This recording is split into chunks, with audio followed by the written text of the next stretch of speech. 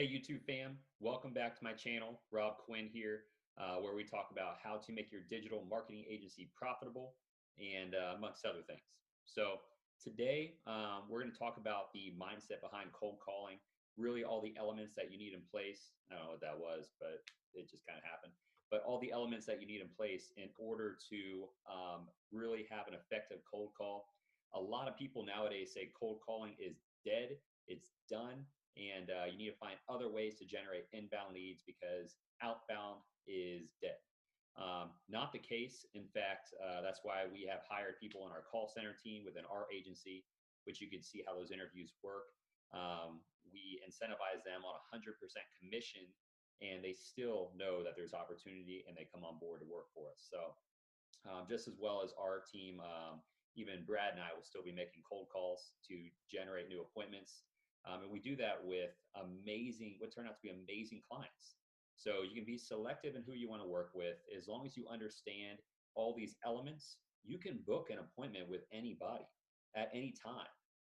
So that's why we're making this video. We want to go ahead and give you that ease of mind if you don't have any type of like capital to be able to market for your business, how you can find a way to generate leads without any overhead costs for marketing. Hopefully you don't do that very long. If you're a digital marketing, you have a digital marketing agency, you want to be practicing what you preach. That's why we run our own ads, or we have our team run our ads, is because you should be running ads. You should be generating inbound leads. But this whole video is about how to use outbound strategies effectively. So let's go ahead and talk about that. Man, I love these novelty mugs. It's kind of like my thing. If you guys know me personally, you know it's my thing. But okay, so all the elements I will include in a downloadable PDF for you guys below. So this way, you guys can kind of read over it at your leisure and kind of like a checklist, if you will, to have an effective cold call. But when you are cold calling somebody, you need to be very, very sharp as a tack in what you say. You can't come off like it is your first call because you automatically, like right off the bat, lose that trust and credibility because you seem new.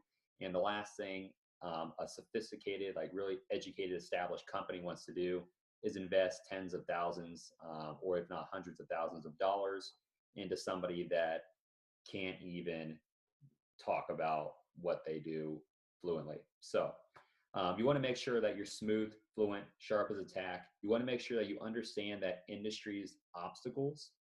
So this way you can kind of defuse that bomb before it blows up. They want to know that they're talking to somebody that understands their business on an entirely different level that they don't have time to understand. You got to think a business owner, they handle so much on the day-to-day operations or even just managing people that handle their operations that they just want to figure out a solution for that problem.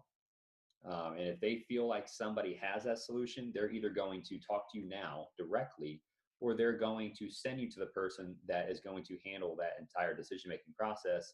And then you have to win them over, which is a totally separate part. Would be a totally separate video from this one that we're talking about today. So in that cold call, you want to be able to have an elevator pitch, if you will. Whenever you do talk to them, you want to call them up and be very, very crisp and simple at the beginning. For instance, hey, my name is Rob. I've had a lot of success working with XY company, working with transportation industry and finding more quality applicants. So I was hoping to get a hold of whoever handles that decision-making process to explain to them how I do that. Keep it very simple. You drop your name. If you have a company that you work for or you own, you can even drop that. Hey, I'm Rob with Front and Center Media. We specialize in working with a transportation company and partnering with recruiters to find more quality applicants. So you kind of see how I line that up to where you want to mention your name. You want to make sure you mention your company. You want to make sure that you mention how you can help them and that they are involved in that process. You don't think that like you're trying to take business from them.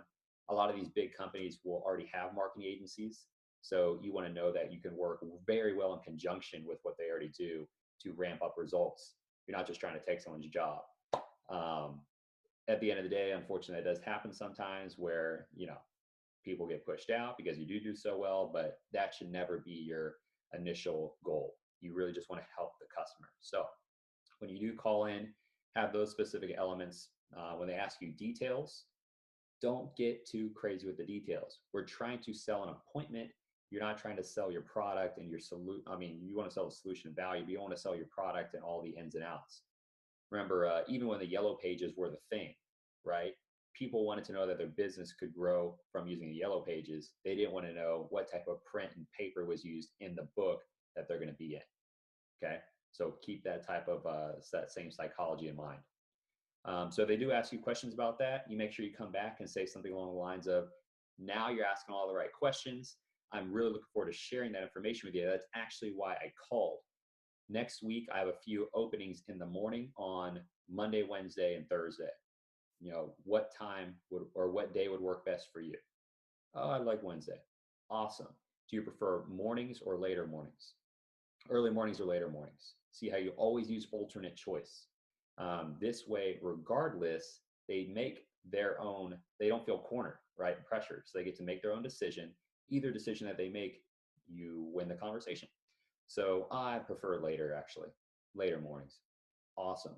Totally understand. Are you thinking like 11 or sooner? Continue with the alternate choice. If you come back and you say something like, oh yeah, does 11 o'clock work? No, not really. Okay, does 9 o'clock work? No, I wasn't thinking that. Okay, you thinking noon? No, it's too late. So you see how this can get really messy. So you always give some alternate choices, and then you always keep it really general at the end. Were you thinking 11 o'clock or earlier? Okay, what time do you have in mind? Are you thinking 11 o'clock or 9 a.m.? Oh, I prefer 9 a.m. Another cool psychology hack is that anytime that you do give options, they typically will go with the second. So this is really helpful to understand negotiating situations, especially whenever you're not just booking an appointment, but also when you're in the final stages of closing the deal. What else do we have with the cold call? Yeah, just, oh, at the very end of the cold call, always want to make sure that you recap the conversation. Okay, great, Mr. Jones. I'm looking forward to meeting you and talking more about how we can increase the quality applicants that you're already generating through using these different platforms. I want to make sure I can send you an appointment reminder so we all have this on our calendars. What's the best email to reach you at? Always make sure you send the reminder. It makes you look professional and they have your contact information. Okay, awesome. Sounds great, Mr. Jones. And then you want to make sure you have the decision makers. Is there anybody else that would need to be involved in the decision-making process if you guys felt this was a great fit for your business? Be very clear with your intentions going to this appointment. The last thing you want to do is not only waste their time, but waste your time because they don't understand why in the heck you're there. So those are very, I'm not saying I haven't been there. If you guys would have met me 7 years ago, I was the absolute worst salesman ever in existence, like even to today. And everyone I've met in my life, I would have been the worst salesman I've ever met in my life. So make sure that you have very clear intentions. You have all the decision makers in the room because it's going to make it very easy when it comes to the negotiation portions and making sure that everyone in the room understands what the company initiative is and if there is any other conflict between what one person would have thought is the initiative versus another. So make sure you have all of them in the room. Of course, there's different negotiation strategies when there are a lot of people in the room. This will actually give you leverage if you know how to handle that properly, which we'll talk in when we get into the close and later videos, not this one. So if you guys found this helpful, subscribe to the video and of course hit the bell so you know when the next one comes out.